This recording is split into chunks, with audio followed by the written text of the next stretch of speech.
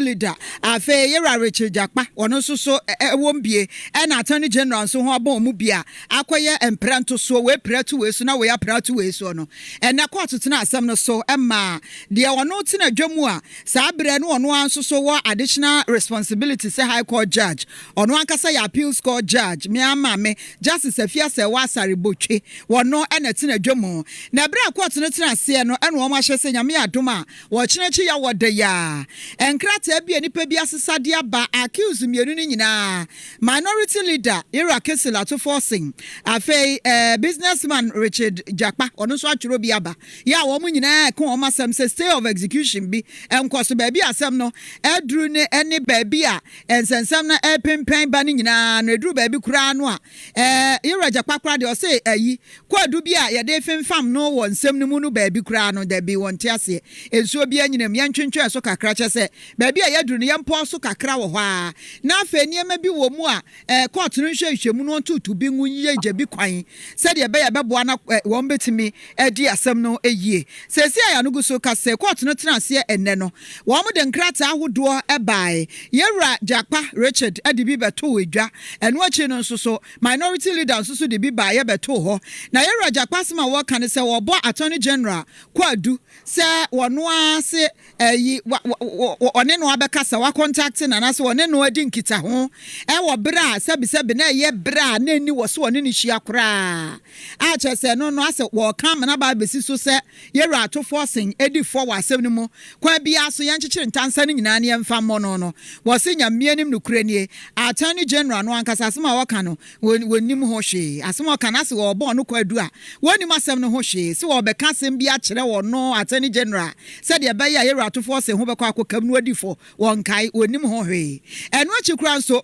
ana National Democratic Congress NDC amanyokuo enso so ya ntutu ya ma ye kasai audio bi a ye enkitahudi a wo mugidi say ye Richard Jakpa yi ene Godfred Odami a wo ya attorney general ne aba lawyer pani wo ntam nkitahudi bie eno so wo boy ye anu wo de kire kwadu wo so de boyewra Odami se wo so di for was ansensem ne say we pre no de ato we so no we asom no apre de ato no yonko so say ane we pesa asem no wo yemfrase dia na yetwam NDC amanyoko ne so wo mo enkita hodie ni mu no asa attorney general pese wo ya na afei ketase memu aso bi ba mu na afa asem na se obi nkwaka entwatro ento atofo sen so ne enkase ane asem na bono enti na afa asem na kode ama wo no attorney general eno achi attorney general so se ane asem bi wo ho e ma yewra Jakpa na so be ka kire wo no ene nyina ne kire mu se atofo sen di for chess asem no we see one time basa ene gina so ema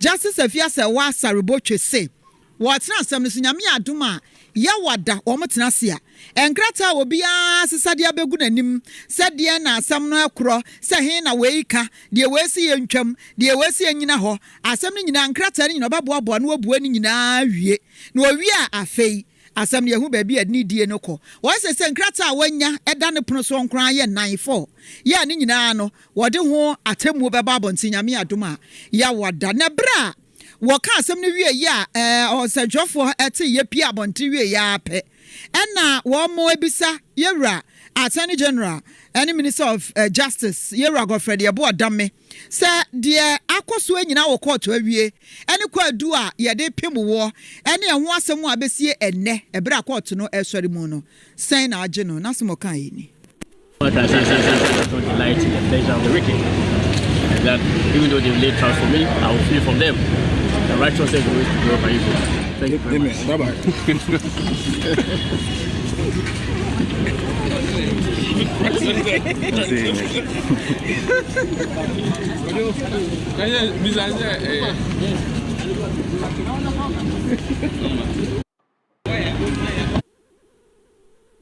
I was for away. Could you say that? Bye bye. Bye bye. Etianse kasa no gwanu koma de kasa wanka bia na be kasa wankasa opie kra na attorney general deputy wankasa wanka hwe eno akoi to kakra bi no de baba na you kasa baba loud pa kama ana yentie bi okan no okan o me pa chom yentie de okan ye ne bi yesere mu ai no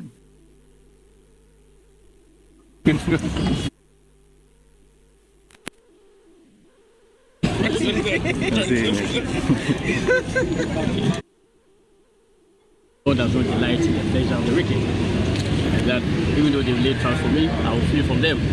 The righteous is always to glorify evil. Thank you very much. Bye-bye.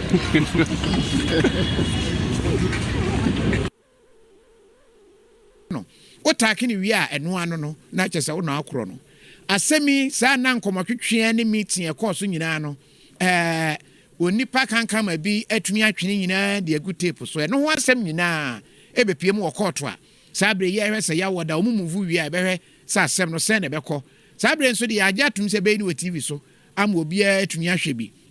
Ani si for na koye se appeal no. Se yenyi ni TV so no obi hu obi adapa se de sitie.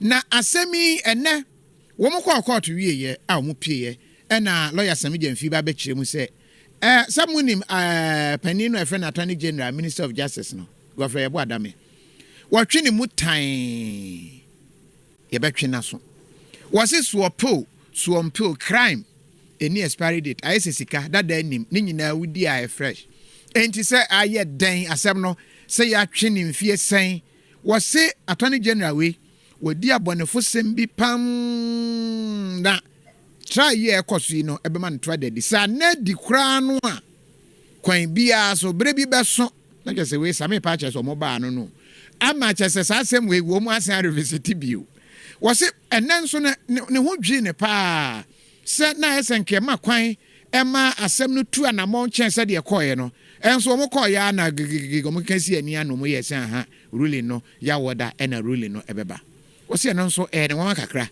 na yentie said yes, Sami Jamfi, extra and similar. Mr. Dr. Atofosin first accused to cross-examine the third accused first before the prosecution does so. So that the sequence of that cross-examination is one that is being challenged. There is a state of proceedings in relation to that, and it is one of the matters that the court has indicated it to be ruling upon.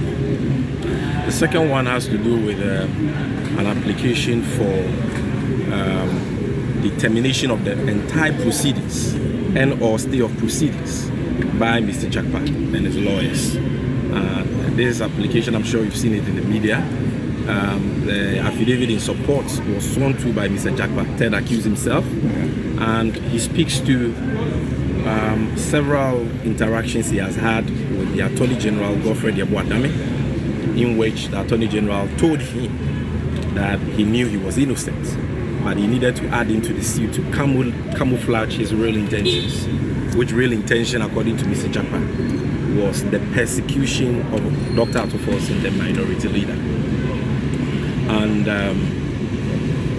Mr. Jakpa goes on to say in the affidavit certain comments that the Attorney General made in those interactions that border on clear professional misconduct, prosecutorial misconduct, and criminal conduct on the part of no less a person than the Attorney General. Yes, Sami Jamfi, na just semno womo ani anye ba ko mienu bi eho. Na mom said de waka no, wo medi asem no achi na said dem di kan ye no. Sami Jamfi san si ni pibio. Wo se wo ma hunu se aban mpese wo betu asem no ase kura ama Attorney General ne tro ada ho na ya kire no kura a prosecute no ewo ho. Nenso no ogidie wo se sa aban ye anye kura no a kwan bia so NDC beba na NDC ba won be investigate Attorney General we kwan ya wo fa so ye na dwen se obi a wonye bone bia wode bone kikire no na okukuru no kwatwira ban kukumu no wo ma investigation na wo mama sobo no abono Determined by the judge, but at least Ghanaians are discerning. There is a public officer paid with our taxes, and serious averments have been made in courts, not in the media, against him. He's been quick to deny them in the media. His spokesperson Wilberforce. You understand? And the Deputy Attorney General have issued statements and granted interviews defending him. Now we come to court, you expect this Attorney General to swear an affidavit to dispute these things, to provide counter evidence, and the man is fleeing from accountability. He can't defend himself. He wants somebody to do that for him. Well, we wait to see what the court's decision will be on all these matters, which I believe will be assessed by the court in arriving at the decision. What I can tell you, though, is that irrespective of what the decision of the court is in this matter, we as a political party, and of course all well-meaning Ghanaians, would join us to demand accountability from the Attorney General, because he is first of all a public officer occupying a very important role. Our prosecutorial powers as a country have been vested in him. He is paid with our taxpayers' money. He is supposed to do fairness and justice to all manner of persons. Sami Jemfi and Wakasa Edema NDC Amanyokuo no ene ena otie no. Kofi Facebook Joseph Amo asimi misa say brown or shirt white or jeans blue no. The decision na decision akwa to take ono ne de say me hu no minim so no hu no wahi am say court omoko bakoba ba ko bi wo ma o se shirt white jeans blue no opese ohun so no court no Rulia, dear no ye obetumi aye amicus curia friend of the court one in nam court no anymore. Just what doors maybe I say menya hu no me hu na nka bia metimi hu nipa o shede o se o she white shirt and a jeans blue send the correct combination problem be no ana o she mpabwa ben shoe minim mpabwa de wanka minim de ti no pese ohun se de okoba no pese ohun se oye dan wo court ho ye bua asem na because said the oye na so why busy nti ye bua say ho ne hia no wona o se che no dia why be sign to no ana dia he nye de na chi hwe nye de o che white black and white shoe ana dia he de obey da bia dia ho ase ne to no dan gongo no de o si dan gongo no o che no coolly high no ona no obisa ne se ono na adwuma ne sen as why busy chen asa de okoba dodo uso okohwe ha no aba ha no otenetene nsa ne nkrofo kasa nti no opese ohun se judgment ni mu no no ye da ewum mas ye wo ade bi efe ne abacus nti oba na okosa onene na mu and your Facebook for so kasa wa ha pa for the Attorney General in the conversation we asisu ehun. And we are in the era of recording. I said yanya e8 ne de.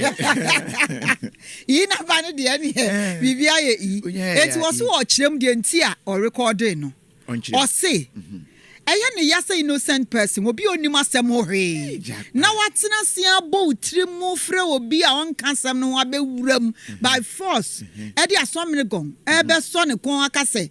Onko ka asem asemasi sɛ de be ya obi onim no ne ho nkyere ne de da bida enti ene obe record no de abekire court ne de adanse ye asam na Attorney General kan no kureko ebi nyinem eye bosrem ka ho enframanko a Jakpa no ene nyasem getwa na ensem odi tu dwa no ye be hwa yi 28 May NDC amanyoko ne ye ntentwofo nhia mu bi ma Yewra Johnson asi edunketia ekasaye na ono kura ne nkasaye mu no odi tu dwa ka se asa de eduru ba bi no asa ne ye kochi Jakpa se kase ase fafa ha ye say ase adanse na wudie no ase ye kire ne de ono ankoka onka ne ade wo se no kura so ono oni hobi wo hu tape bi akra eno nkwa ye evidence na kire se de bibi wom bibi kakra wom wo hu enti wo se nyame anim ne on de wo hwe pa sa adanse kuru mu a wo kodie e de ama obi a wonni efo ame ade na tomu de bi onye sa ada